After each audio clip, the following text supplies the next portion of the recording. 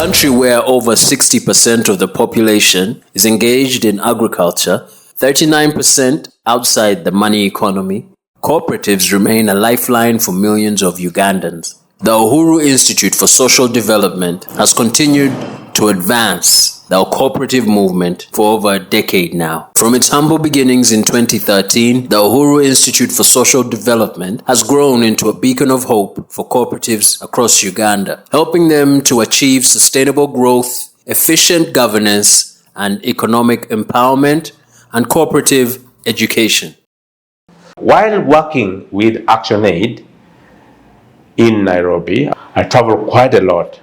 One thing which was striking while I traveled around the world was how cooperatives were so powerful and so formidable in those countries. I saw this is a great instrument that could help us a lot back home. After all, people were crying for it. It was there, but it had collapsed now. Before I came to Uganda, I actually did a small concept of the Uhuru Institute, a 2-pager, of the Uhuru Institute, and kept it in my laptop. And when the time came to come back to Uganda in 2009, I had it. When I came back and I went around the country quite a bit, I kept improving it until 2013 when we registered the Uhuru Institute for Social Development. Because we were not experts in cooperatives at the time, we decided to adopt a learning as you go strategy. Then we decided, for us to move well, we needed to develop a more formidable strategic plan now. We had enough information. We had done a lot of online reading, and then we conducted a research. The initial research we did in partnership with ActionAid and the Center for Basic Research, and that helped us to give the initial understanding of what was happening in the cooperative movement. That set the foundation. With a clear vision and unwavering dedication, the Uhuru Institute has made cooperative-driven development a reality by nurturing and molding cooperatives into competitive, impactful, and resilient social enterprises. Uhuru has been, we only have two colleges, two cooperative colleges, one in Chugumba and one in Tororo. But we also have limited staff here. We cannot be in position to cover the cooperative movement countrywide. But Uhuru has visited areas where we have not been able to reach. They have also identified the challenges in various cooperatives where we haven't been able to do. They have also assisted in the digitalization of the cooperatives. And they have popularized the cooperative movement, the circles, the old traditional cooperatives, and it is really very educative. I am calling upon the partners to support Uhuru. Uhuru is also my other arm that helps me where I can't reach, they do. So if the partners that help the cooperators, let's be together, let them help Uhuru as they help the cooperative movement at large. The Uhuru Institute has spearheaded initiatives that have equipped cooperative leaders with knowledge and skills required for today's governance. Some of the trainings is governance. Really, for us as board members and management as a team, in the past, we have been so conflicted one another. You find me, the chairperson, as if I'm doing the work of the manager. And when we do that, of course, we cause conflict. And in so many ways, in fact, governance is a very big issue. You remember, through my experience, most of the cooperatives are collapsing because of the governance issue. But I thank Uhuru Institute. They also come up with that training. And as I talk now, I think now everybody, I know my role and responsibility as the chairperson and also the vice chairperson. I remember they connected us to We Effect. The Uhuru Institute has spearheaded initiatives that have equipped cooperative leaders with the knowledge and skills required today, such as governance, financial management, strategic planning, and fostering greater accountability within their ranks. As a result of the trainings provided by Uhuru, our membership has in the primary societies has increased from 80 to 112. At the heart of every cooperative are its members, ordinary Ugandans who have benefited directly from the Uhuru Institute's programs. Okay, since we joined the COP 300 System Network this circle has benefited from training which involved management, it involved vetting committee, it involved the supervisory board and the main board. And that training provided good information to some of our members who did not have adequate exposure to the cooperative field. Now members know better their respective roles, and they are able to fulfill their roles in a much better way than they usually do. But we also had a members training where we invited our delegates, and Uhuru Institute facilitated a 2-day training for our delegates. We can see in the subsequent general meetings our delegates asking pertinent questions, which is a clear indicator that they picked a lot of information from the training, which basically focused on their roles and the general cooperative principles. We were also, along other cooperatives, guided on developing a strategic and business plan, in which case we used a format which we had not used before, and this format helped us to dig much more deeper in the organization. In addition, we have also been getting the Cooperative magazine, which provides a lot of researched information, and we are using this information to make better decisions for the circle. With the support of Uhuru, we have been able to transition over 500 self-help groups into cooperatives. And right now, as I speak, we have over 10 functional cooperatives, courtesy of the training to staff, courtesy of the training to the leaders for good governance, courtesy of Uhuru's training again in financial literacy towards these self-help groups. And so ultimately, I now talk about cooperatives. We have seen Uhuru Institute very valuable to the sector because of what they provide to the sector, more especially to the circle sector. I know, of course, issues of even when Ukusku is doing the lobby and advocacy, Uhuru is also doing the same. We have the very common magazine, the Cooperator, which is, I think, monthly. And I have seen that over the years, since when this magazine was introduced, there is a lot of knowledge amongst the cooperators because of the information that is being given on a monthly basis. And of course, also what I also discovered is that the policymakers also are taking interest in the same to see what is the topical issue from the Cooperator magazine.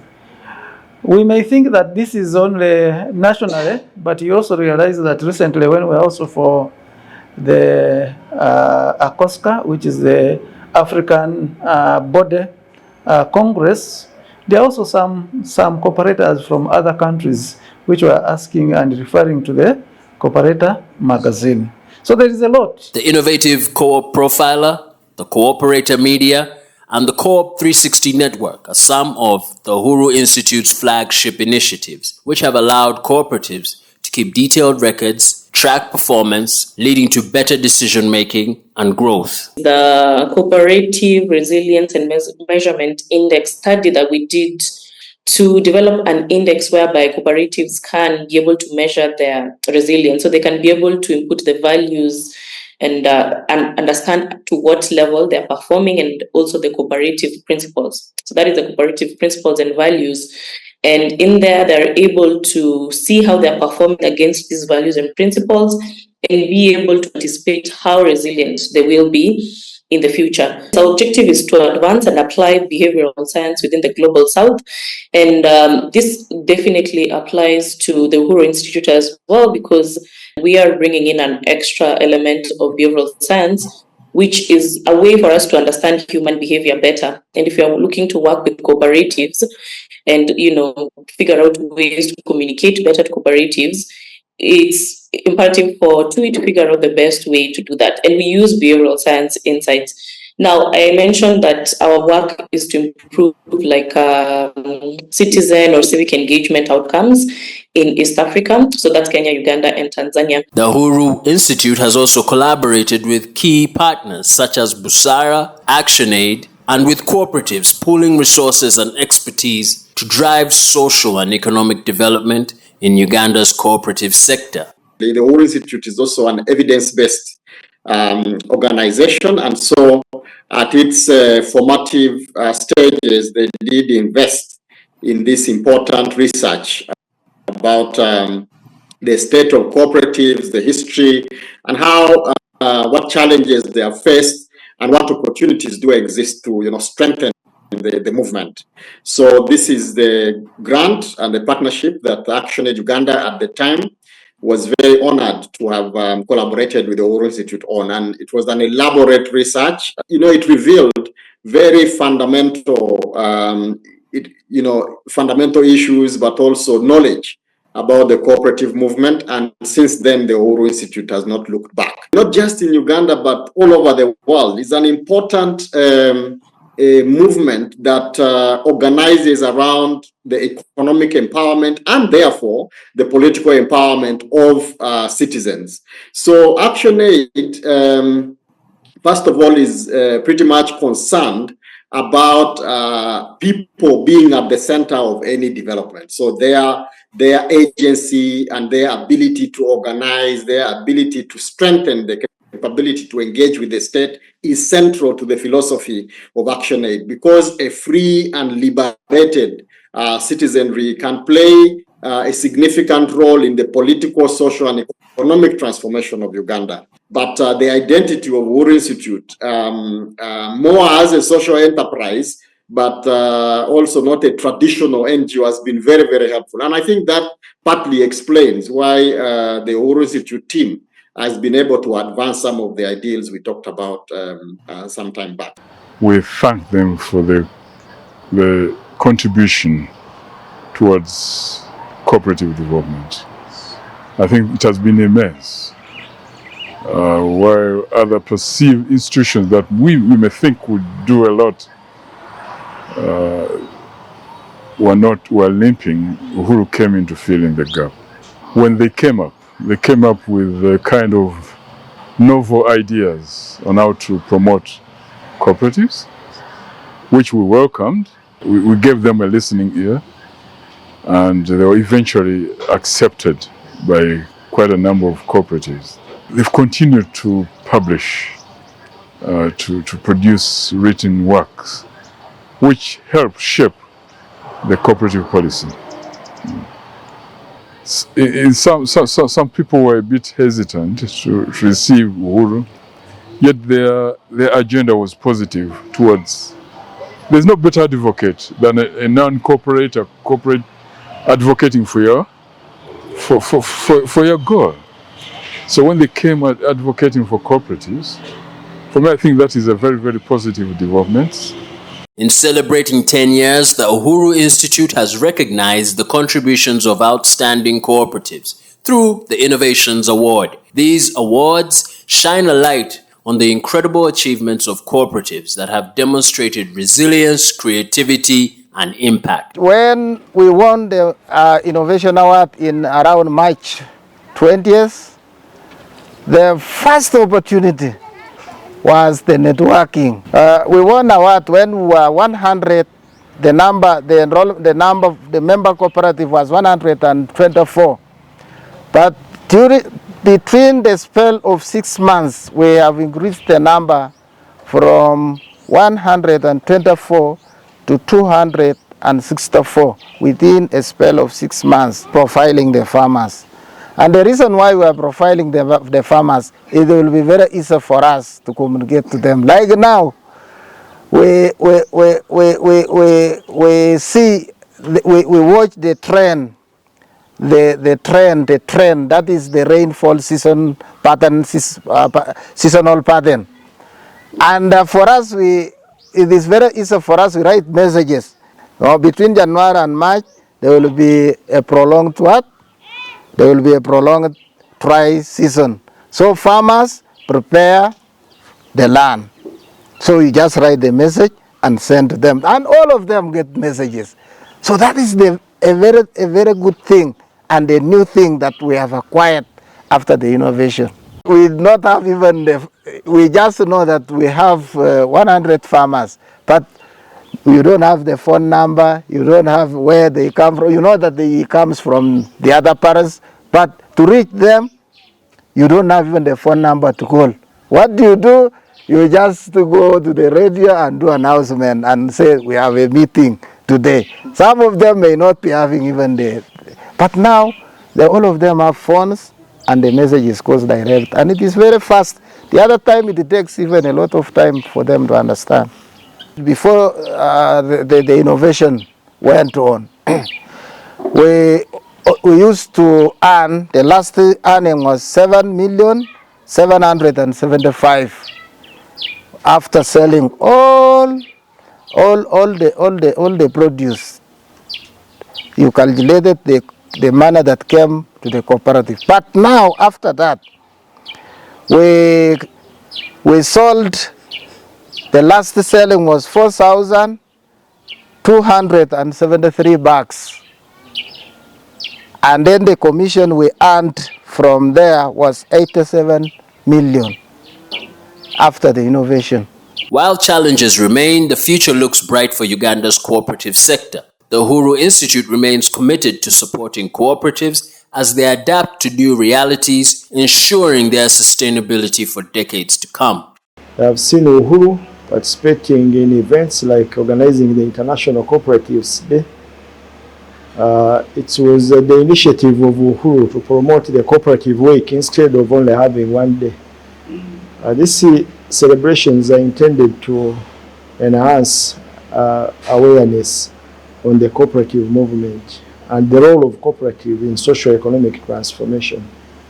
So I have seen Uhuru doing this, and you can say that it has made a contribution in the socio-economic transformation as well. I've also engaged with the cooperatives themselves at various levels. At the leadership level, this has improved the leadership of cooperatives for those working with Uhuru. Like, for example, those who are participating in the COP 360 degrees. You see a lot of change in the form of leadership. Partly the vibrance of the sector as we speak now attributed to the Uhuru Institute. The publication of the COP magazine is another initiative that has both influenced policy, it has also influenced the attitude and kind of thinking towards cooperatives. So I see them as really serious partners in this movement. Affordable financing. You see, affordable financing comes in various aspects. One, aspects of access.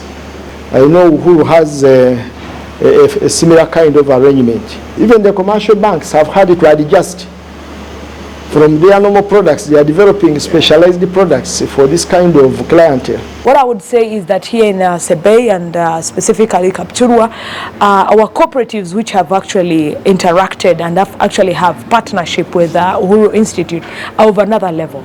Because if you go in their record keeping, they actually see that now that is they are part and parcel of this. If you actually also see how many partners, development partners and government agencies that they are working together. Though challenges persist, the Uhuru Institute and the Cooperative News are unwavering in their mission to support the cooperative movement. Through consistent advocacy and information dissemination, they are working to ensure that cooperatives are resilient, adaptive, and well-positioned to thrive in the years ahead. There was a big vacuum, In the later years, in the last about 10 to 15 years, however, we have seen the slow and methodical recovery of the movement. We have seen government undertake efforts to compensate those cooperative movements that lost assets and property during the Civil War period and in the NRA Bush War struggle. And therefore, for people who were passionate about the movement, like the Uhuru Institute, imagining or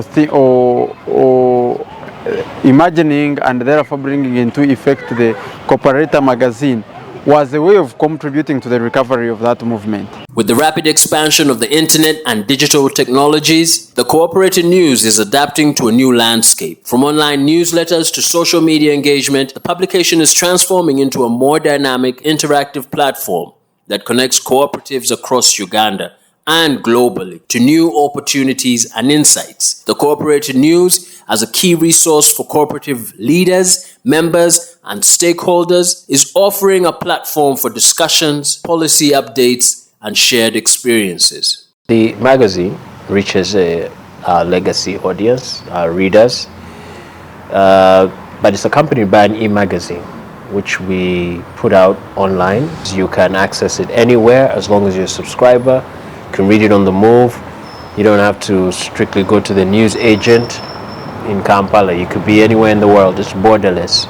The main challenge is how to keep the attention of your audience, of your readers, because, and maybe attract a new audience. We have to start thinking of digital. Now the challenge is, how do we migrate to digital when our core audience is still legacy media? How do we get those young people reading our content? That means it has to be digital. In the back of our minds, we know we want young people engaged in the cooperative movement, because we understand that the cooperative movement can address many of the challenges of young people today, from unemployment to starting businesses, to finding the capital to start businesses, to market their products, to learn skills. So it is in our interests to get young people reading and getting informed about the cooperative movement. We still have a literacy shortfall in our country. So how do we package our content to reach people who can read, people who have very, very limited ability to read English? So for that, we have to think of new formats, audio visual, local languages. While there are still challenges ahead, the future of Uganda is promising. Under the Uhuru Institute's leadership, we are committed to steer clear of mission drift, but adapt to evolving circumstances, ensuring long-term sustainability. Partnerships become very critical in the sort of setup or in any business that you run. So we have long worked with the government of Uganda right from when we set up. I remember that, and part of the research was that we needed to have people write think pieces, and you won't believe it. The first think piece we got was from General Salim Saleh, and he was writing about his passion. The work that he had done with cooperatives and the future that he sees for Uganda with cooperatives. So working with government has also helped us align, the objectives of Uhuru in line with national development goals, the international development goals, of course the Africa agenda. So yes, we've partnered with government, that's largely the Ministry of Trade, Industry and Cooperatives, the President's Office, where we've been, gotten approvals for our research work. We have worked with the Association of Microfinance Institutions, largely around, BBS engagement, Nature Uganda, especially, Nature Uganda, with work that they're doing with the conservation communities. We've also worked with Enterprise Uganda, especially around the No Excuses program, where would invite them to be part of providing different trainings for our young people. We've worked with Action Aid International, being actually a very, very fast partner in research, in advocacy. We've worked with Oxfam, we've worked with cooperatives, largely the Apex body, Uganda Cooperative Alliance, especially during the time of Mr. Makweli, where, we're doing trainings together. We've worked with the KUSCO, we've worked with, most of the cooperative apexes, and really our commitment is, to continue working collaboratively, because we believe that it's something that will take us further When you look at the work that we do under stroke of enterprise, which is around about training, business development, and in there with business development, you're looking at strategic planning, business planning accelerators, you're looking at helping cooperatives to brand themselves well. I remember through the years that we worked with cooperatives, people would wake up and tell us, oh, all this time I had a badge, not a logo. And so just that realization that they need to communicate the brands better, advocate for people to see them for what they are. So Skill Corp, especially the mindset change approach that we take in our training, has been something commendable. Everywhere we've gone, whether you're talking of the No Excuses program or you're talking of the different cooperative member trainings and leadership trainings we've done, the one remark that comes is that training transformed my life. And when you dig deeper to just understand why, it's this response that you helped us understand our country, you helped us understand Africa, you helped us understand the mandate and how cooperatives situate in those different situations. We conceived the COP 360 network idea. The idea was that Uhuru focuses on being a demand-driven institution and not a supply-driven institution. Using our own Fanaka Finance, we've developed solutions that especially target the unbanked women and youth who mostly do not have collateral. We've developed software solutions, and these software solutions were responsive to the needs that the cooperatives have. So in 2018, we launched the Cooperative magazine. It was interesting but scary to some people as well. As we look back on 10 years of service, we celebrate the journey of transformation, empowerment, and growth. Together with our partners, the Uhuru Institute's vision of an enterprising, prosperous, peaceful, and happy society remains solid.